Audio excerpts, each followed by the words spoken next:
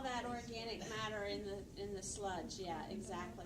And so as they're using that, they're breaking it down, right? That's what they're doing with aerobic respiration. They're breaking it down, but the whole reason why they're doing that is not because they want to break it down, it's because they want the energy out of that organic material. After that, she talks about how they waste what they make, right? So if they didn't waste what they make, what would happen in terms of bacterial population? They have way too much. So they recycle what they started with, and all the excess bacteria that were manufactured as a result of, all that ATP that they were producing. What do they do with that? Do you remember? They put in the thing that condenses it, and then the lid lifts, and the gas is released. So what they're going to do is they're going to use that, and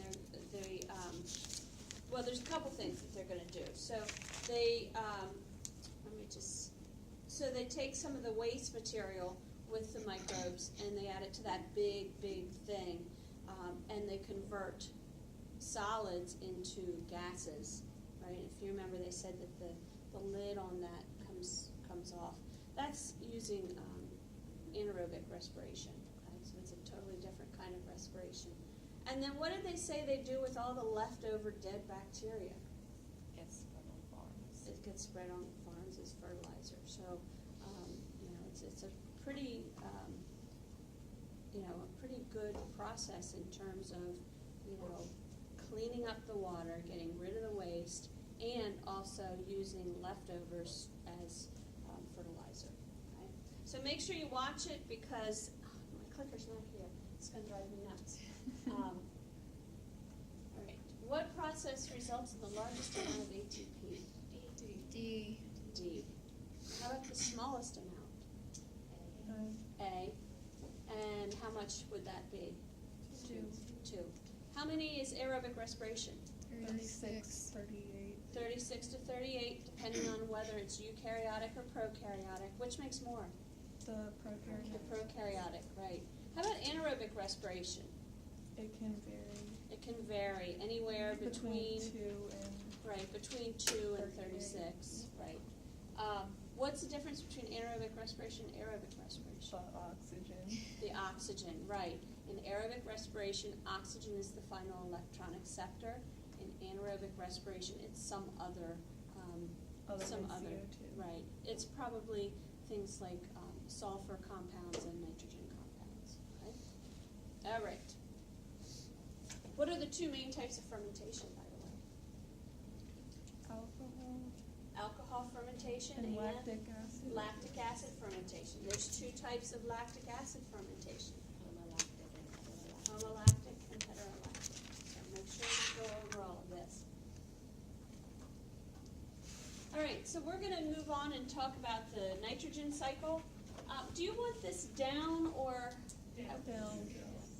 would it be better if we somehow switched the monitor so it was down and then I could write on there? Because it's, you know what I mean? That would work. Just Yeah, you're tall. Maybe can you reach that at all? Lights off, because it creates an error on the board. You want to turn a light down? Let's see what we can do. Don't. Oh, I don't know about the standing. That's good. No, it's not going to do it. Okay, don't break. Okay, I'll pull it down. All right, so I'm still going to need your help. Thank you. Do you get this a lot being tall? Yeah. Oh, I'm always hunting people like you down. If you're tall, I'm hunting you down in the store. Because if I can't find you, I'm climbing the shelves. I do it all the time. Yeah. That's good. Thank you so much. Yeah, you must hate running into short people. No, I mean, I don't hate it. I feel bad because they're short. And totally off topic, but when you go clothing shopping, and they put the small sizes up at the top and the large sizes down at the bottom. It is very ironic, It's isn't irritating. I mean, My like husband they will do do it it on at home purpose. too. He'll put like the snacks that he will never eat on the top. all the way at the top shelf. Do you know what things though that tall people, Yeah. that short people don't understand though? Short like pants. Washing the dishes. Hurts my back. Oh, I never thought of that. Washing. I I can never find pants that fit my inseam. Because you're tall. I have like incredibly freakishly long legs. And like that's the only height that it gives me. I have like a really short torso and really long legs. None of us are ever happy, are we? None of us are. Okay, let's get back to nitrogen cycle. All right, so there's lots of different cycles. There's the carbon cycle, nitrogen cycle, phosphorus cycle, water cycle. But we're just going to today stick with the nitrogen cycle because it relies very heavily on microorganisms. So that's the cycle that we're going to talk about in this course. So there's a lot going on in that picture, but we're going to concentrate for the most part on three main processes. So nitrogen fixation, nitrification, and denitrification. Okay? So we have nitrogen in our atmosphere as N2. That's the atmospheric nitrogen, makes up a large portion of what we breathe, of the air we breathe. Anyone have any idea how much nitrogen is in our atmosphere? Is that like 2%? No, it's about 78%. There's only about 21% oxygen in our atmosphere.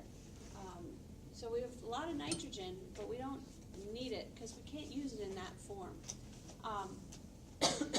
And neither can other animals and neither can plants. They can't use nitrogen in its gaseous form. So there's a cycle that occurs naturally that actually allows for the usage of nitrogen by living organisms. So that atmospheric nitrogen actually gets converted by bacteria into something more usable. So the first process is nitrogen fixation. And nitrogen fixation is the process whereby the nitrogen gas is converted to ammonia. And you can see that over here. It actually occurs in the soil in root nodules where there's bacteria in those root nodules, such as rhizobium. Rhizobium is a bacterium in those root nodules. And it's generally in plants that are legumes. Anyone know what a legume is? Like peanuts, Beans and things like that. Well, not all vegetables, but I just think of French. yeah. Well, beans and such. Mostly beans, things like that. Soybeans and green beans and stuff like that. I think peanuts are legumes also. Yeah. So these bacteria live in those root nodules and they convert that atmospheric nitrogen into ammonia. Ammonia is a more usable form of nitrogen for plants. Okay? That's NH4. NH4. You don't need to know the chemical symbols, just know the words. Okay? So that's the first step in this cycle. And that occurs under anaerobic conditions. Right? Anaerobic conditions doesn't mean,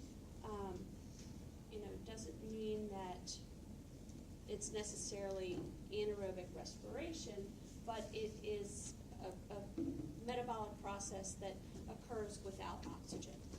Okay? All right. The second process is nitrification, and nitrification is the process that converts ammonia, which was formed in the previous reaction, to nitrates or nitrites. Nitrates are NO3, nitrates are NO2. And there's bacteria that carry out these reactions. So bacteria such as Nitrosomonas or Nitrobacter. And again, this is in the soil, right? You're going to have the process where ammonia is converted into the nitrates or nitrites. And this occurs in oxygenated soil. Okay?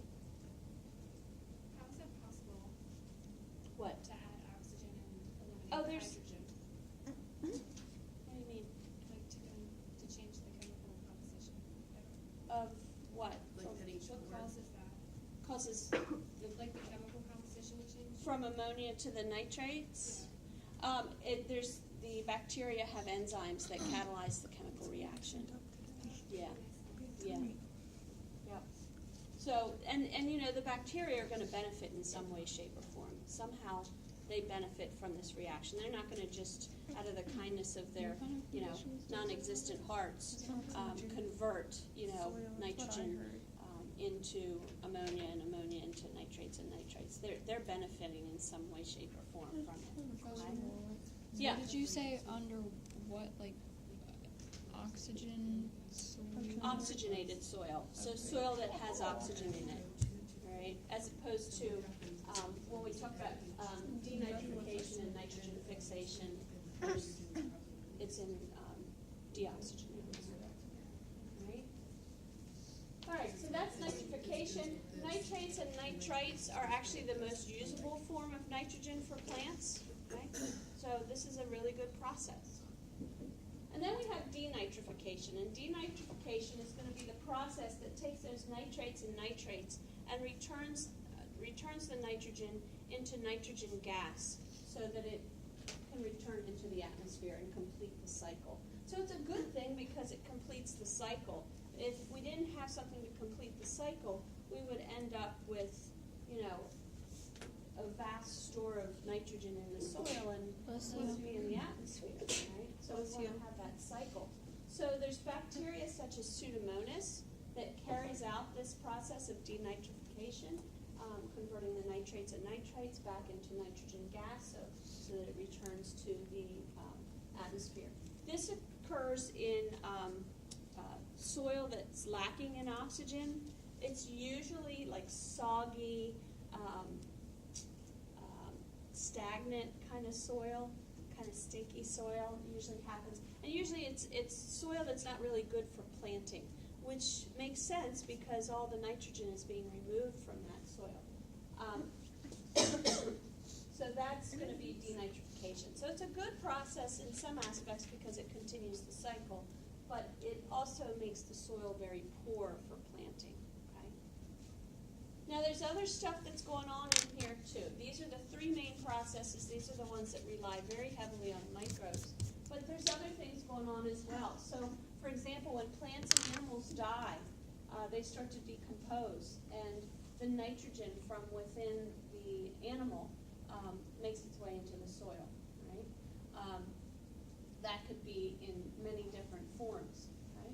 Makes its way into the soil, and once it makes its way into the soil, then bacteria and fungi that are considered decomposers, they start decomposing that organic material, releasing that nitrogen into the soil, okay? Another thing is this cute little bunny had an awful lot of water to drink that day and has to urinate. What's in urine? Ammonia. What's ammonia? Well, it's got nitrogen, lots of nitrogen in it, okay? So that's another way in which nitrogen is making its way into the soil and ultimately making its way into the nitrogen cycle, okay? That's good? Mm-hmm. Right. I'll walk way over here to click the button. Whoops. Oh, that's kind of cool. I didn't know I could do that. Look at that. Learn something new every day. I did not know that. Okay. So we're going to talk a little bit about biofuels. And I had a little bit of trouble with the other class because these are all three different videos, but just for some reason when I clicked on them, it was only playing 2 videos, but then when I went back, it is 3. So I'm not sure what's going on there. But hopefully when we click on them, we'll have 3 separate videos. So I wanted to talk a little bit about what we mean by biofuels. Biofuels are simply fuels that are made using living organisms in some way, shape, or form. Whether it's actually using the living organism or if the living organism is carrying out maybe a fermentation process to make the fuel. Lots of different ways in which we can make biofuels. So one of the things they talk about in one of the videos is called biomass. And biomass, excuse me, it's just simply organic material that's produced by living organisms. So it's just kind of a pretty general term meaning the mass of organisms, right? All right, so let's start with the first one. You can tell that this first one is a high school girl doing a project, but she did a really nice job. I'm Sarah, reporting from a large corn processing plant near Janesville, Minnesota. This facility is owned by a company called Guardian Energy. Energy is in their name because that's what they do here. Guardian is one of several plants in Minnesota that produces liquid energy, more commonly known